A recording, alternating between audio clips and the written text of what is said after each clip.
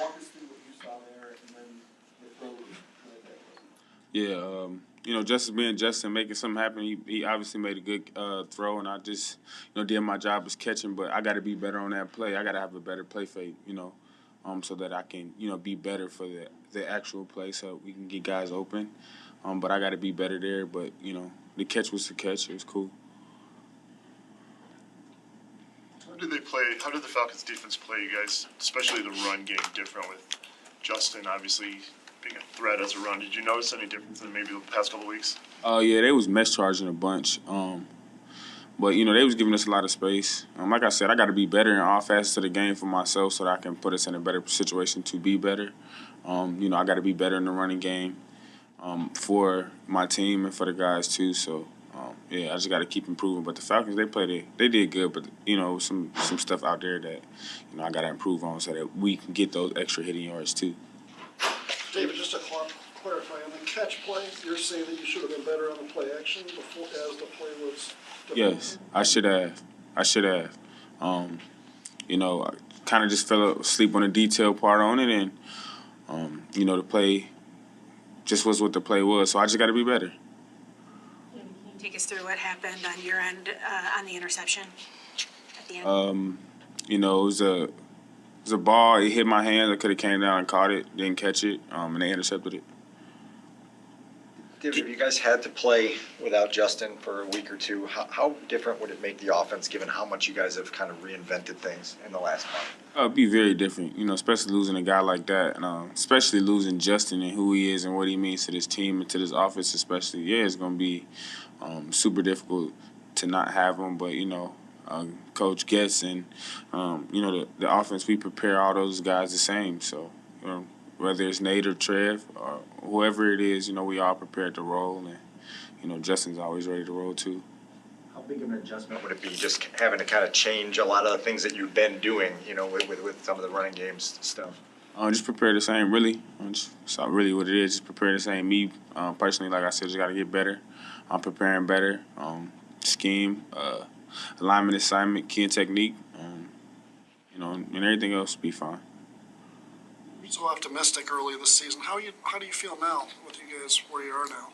I still feel the same as far as like what we can be. We've lost a lot of close games that we should have won when it comes down to like 5, 6, 7 plays, and like I said, ultimately, like we all got to do our part. Like we can't make mental errors. We're not good enough to do that. So like I said, like I have to be better. Like I got to look myself in the mirror and be honest enough with myself to tell myself like I need to improve so I can be better for the guys around me.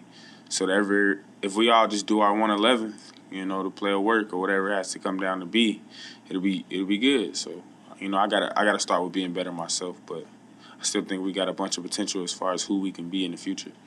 From a human nature standpoint, almost, does the cumulative effect of the losing, does it get tougher to shake off every week?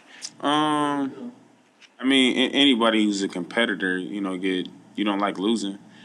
So you just kind of, it sucks. You prepare. You prepare the best way that you feel like you should, and you just fall short. But you're a professional. You still got to come here and do your job. You still got to be a professional. And still got to, walk around with your head high and know your job. But you guys, I'm sure, feel you're still on a path towards eventual success. Does the amount as the losses pile up, does that ever threaten to throw you off that path? No, it's like I just said. Like I'm a competitor. Anybody who's a competitor, they gonna feel how they feel to a lose. No one wants to lose, but it's just what it is. We've lost a lot of close games. I can't go back and change it. All I can really focus on is today, right now, what I can do to make myself better so I can make everybody else around me better, so that we all can come together and keep the morale high so that we can be what we are capable of being. How do you not let the losing streak cloud the rest of the season, though, with 6 games left? Like, how do you have to view these next 6 games, knowing what your record is and what your ultimate goal is? Like I just said, taking one day at a time. I can't. The only thing that I have promised to me is me right now, exactly where my feet are, exactly where I am. And that's me figuring out how I can be the best version of myself so that everybody else can be the best version of themselves.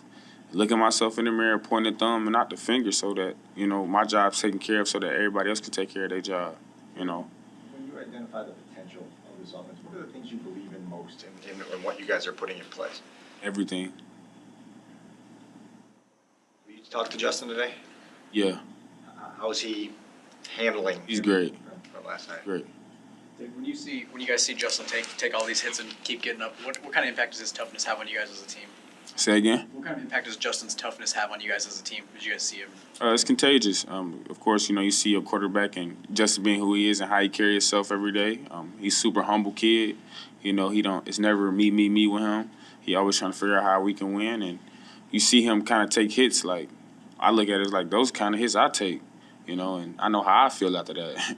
So to see him take it and he get up and, keep striking it is impressive to see from my standpoint. David, you mentioned the details. Aside from the 32-yard catch, is there another play that you wish you had back, a play that we might not have noticed? That's one that's kind of sticking with you today? Yeah, of course, but I ain't going to tell y'all. You could. Why not? Could, but I'm not. Thank you.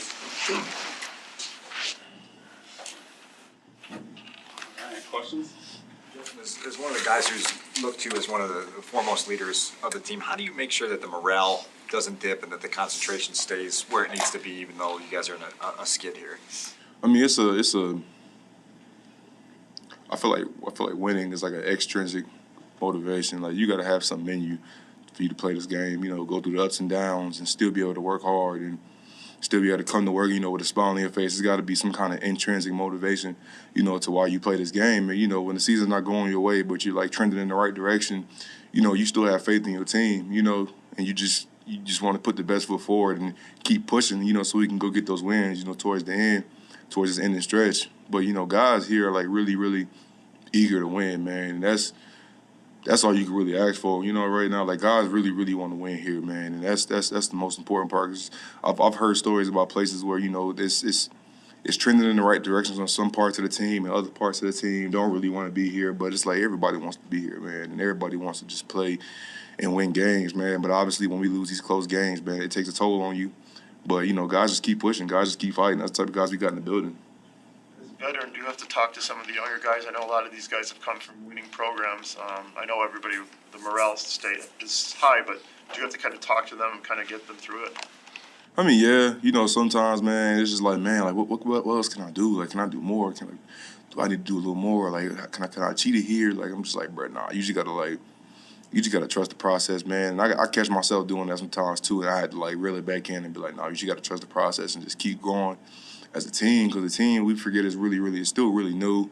Everybody here is pretty much new, man, and teams that really win, they've been together for a while, and they've been, getting small pieces here, small pieces there, and we're really, really new, man. And guys, they want to win now, but it's a process to get there. Like, you don't just build that overnight. Obviously, you can wish you can, but you don't get there overnight. And but we're putting pieces into play, man, and we're setting the foundation, man. And it's really it's gonna be good. It's gonna be good. You guys do, or have you guys had any players-only meetings or anything like that in the last several weeks? We've had it early on, actually. Back when we went, I think we were 2-2 or 2-3, we had a players-only meeting, and it was just because we're really close, and the message is still the same, man. Like, if you watch these games, like, it only comes down to like 3 or 4 plays, where if we would have tackled them here, or if we would have just got the ball down here, or we would have stopped them right here, like, they didn't convert this first down here, it might have, went in our favor, just one of them. So if we can just get to the point where we execute better on those 1 or 2 plays, like, easily, what are we now, 2-8? 3-8? Like, we could easily be like, 8-3, easily. Because the games that we lose are by like 1 score. You know what I'm saying? I think it's only been a couple games we lost by a 2-score game, maybe a little more. But, man, it's really close, man. God, we're close, man. With regard to that, Justin, what are the best indicators to you, even maybe things that we don't see, that indicate to you that even though you're losing and not playing great as a defense, that you're heading in the right direction and you will get there? The way guys come to practice and the way that we run in practice and the way we practice, preparing for the games, and obviously in the game, the effort to the ball, and the way people still run around and fly around, people still celebrate on plays made and stuff like that. Like, all that stuff matters. You know, those are the small things that, you know, that help build that morale that we have because people are not giving up, and you can see that. And, you know, you can play with guys like that for sure. When guys check out, I don't know how much experience you have with that kind of thing on losing teams or whatever, but is practice where you really see it? You know, when guys just don't, you know.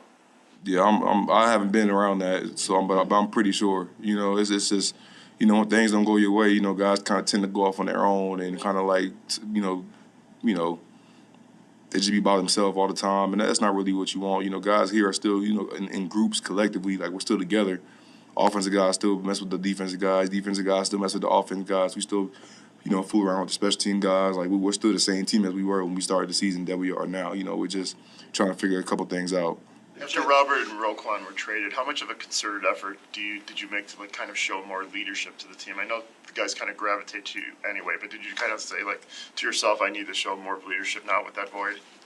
I just know I had to be a little more vocal, you know, about, you know, some of the things I was feeling, and give the guys the space, you know, for them to be more vocal about how they're feeling, because, you know, we go to the day-to-day and we know we just expected to be like football players, and, you know, we just kind of come in here and do our job and go home. But, you know, guys got feelings, man. You know, when stuff like that happens, you know, you got to make sure that you check in with guys and make sure they're okay, because Ro's been here for a long time, man. He's touched so many people, man. So when a guy like that leaves, man, like it's like a piece of their heart just be taken with him, man. And you're able to have a brother like that, you know, that's a part of your team that comes to work every day, and the same guy with a smile on his face, and him not be here no more, it takes a toll, you know, on the team, man. So you just got to give the guys a space to be able to, you know, grieve and be able to say what's on their mind, and, you know, stuff like that, just to get it off their chest. And they, you know, I appreciate them for being able to do that, you know, and trusting the defense and trusting me, you know, to be able to sit there and listen to, you know, how he was feeling, man. That's really important for us, for real.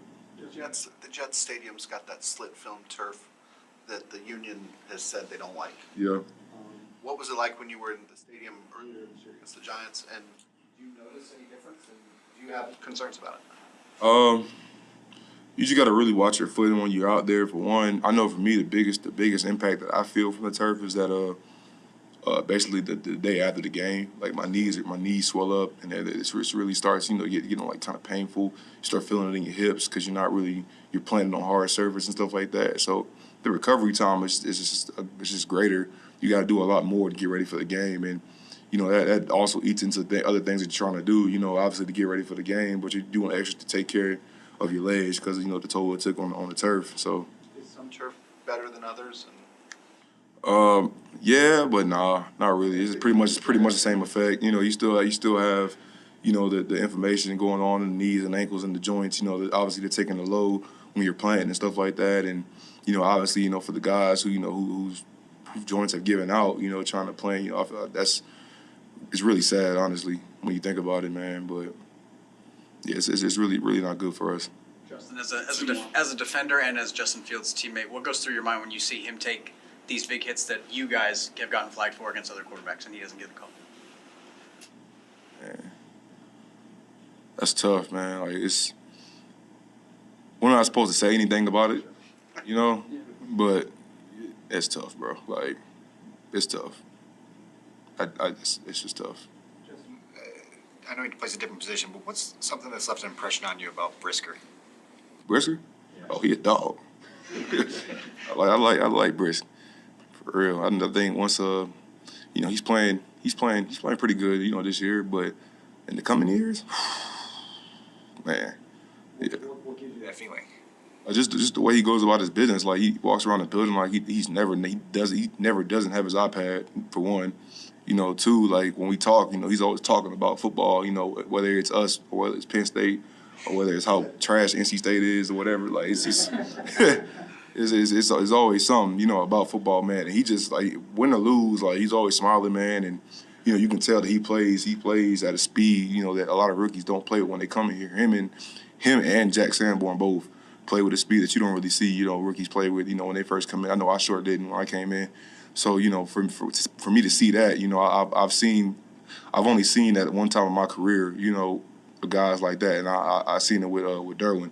You know, when we both came in as rookies together, I seen them play at the same speed. Now, obviously, Derwin's a little bit bigger; they're different athletes, but you know, the mental part of the game. You know, when people say a rookie wall, I don't think he's had one. So. Thanks,